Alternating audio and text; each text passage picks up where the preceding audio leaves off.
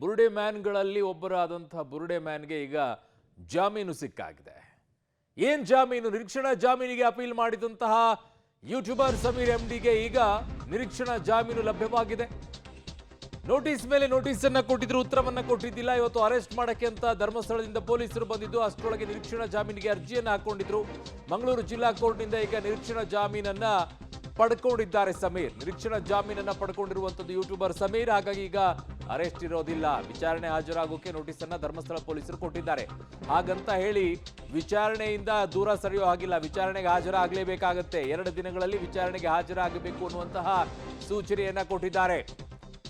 YouTuber ಸಮೀರ್ಗೆ ಈಗ ನಿರೀಕ್ಷಣಾ ಜಾಮೀನನ್ನೇನೋ ಮಂಜೂರು ಮಾಡಿದ್ದಾರೆ, ಅಂದ್ರೆ ಬಂಧಿಸದೇ ಇರೋ ರೀತಿಯಲ್ಲಿ. ಆದರೆ ವಿಚಾರಣೆಗೆ ಹಾಜರಾಗಬೇಕಾಗತ್ತೆ.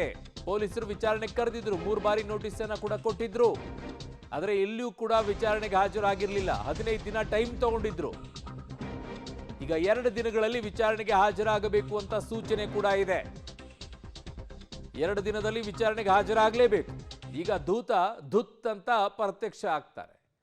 ಈಗ ದೂತ ಧುತ್ ಅಂತ ನಾಪತ್ತೆ ಆಗಿದಂಥವ್ರು ಧುತ್ ಅಂತ ಈಗ ಪ್ರತ್ಯಕ್ಷರಾಗುವಂತಹ ಸರದಿ. ಈಗ ಕಾರಣ ಯಾಕೆ ಅಂತಂದ್ರೆ ನಿರೀಕ್ಷಣಾ ಜಾಮೀನು ಸಿಕ್ಬಿಟ್ಟಿದೆ.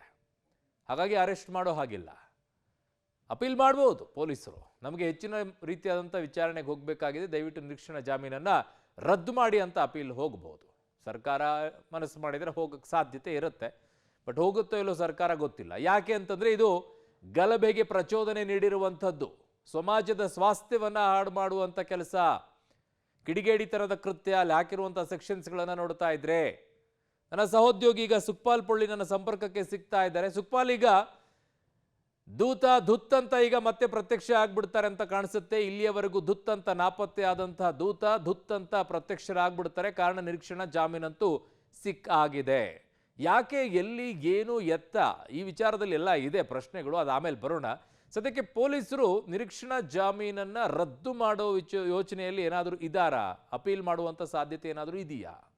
ಈಗ ಸದ್ಯಕ್ಕೆ ಮಂಗಳೂರು ಜಿಲ್ಲಾ ಕೋರ್ಟು ಆತನಿಗೆ ಷರತ್ತುಬದ್ಧ ಜಾಮೀನನ್ನು ಕೊಟ್ಟಿರುವಂಥದ್ದು. ಹಲವಾರು ಷರತ್ತುಗಳನ್ನು ಹಾಕಿರುವಂಥದ್ದು. ಯಾವುದೇ ಕಾರಣಕ್ಕೂ ಊರು ಬಿಟ್ಟು ತೆರಳುವಾಗಿಲ್ಲ, ಸಾಕ್ಷಿಯನ್ನು ನಾಶ ಮಾಡುವಾಗಿಲ್ಲ, ಜೊತೆಗೆ ಪೊಲೀಸರು ಕರೆದಂಥ ಸಂದರ್ಭದಲ್ಲಿ ತಕ್ಷಣ ವಿಚಾರಣೆಗೆ ಹಾಜರಾಗಬೇಕು ಅನ್ನುವಂಥ ಈ ರೀತಿಯಾದಂಥ ಷರತ್ತುಗಳನ್ನು ಹಾಕಿ ಈಗ ಜಾಮೀನನ್ನು ಕೊಟ್ಟಿರುವಂಥದ್ದು. ಹೀಗಾಗಿ ಈವರೆಗೆ ಆತಂಕ ಇತ್ತು, ಆತ ಆಗ್ತಾನೆ ಅನ್ನುವಂಥದ್ದು. ಆದರೆ ಈಗ ಅದಕ್ಕೆ ಜಾಮೀನು ಸಿಕ್ಕಿರುವಂಥ ಹಿನ್ನೆಲೆಯಲ್ಲಿ ಇದರಿಂದ ತಕ್ಷಣದ ಮಟ್ಟಿಗೆ ಆತ ನಿಟ್ಟುಸಿರು ಬಿಟ್ಟಿರುವಂಥದ್ದು. ಬೆಳಗ್ಗಿನಿಂದಲೂ ಪೊಲೀಸರು ಧರ್ಮಸ್ಥಳದಿಂದ ಬೆಂಗಳೂರಿಗೆ ಹೋಗಿ ಆತನನ್ನು ಹುಡುಕುವಂಥ ಪ್ರಯತ್ನಗಳನ್ನು ಮಾಡಿದರು. ಕಳೆದ ಜುಲೈ 12ನೇ ತಾರೀಕಿಗೆ ಧರ್ಮಸ್ಥಳದ ಪೊಲೀಸ್ ಇನ್ಸ್ಪೆಕ್ಟರ್ ಆಗಿರುವಂಥ ಸಮರ್ಥ್ ಗಾಣಿಗೇರ್ ಅವರು ಸೋಮೋಟ ಪ್ರಕರಣವನ್ನು ದಾಖಲಿಸಿದ್ರು.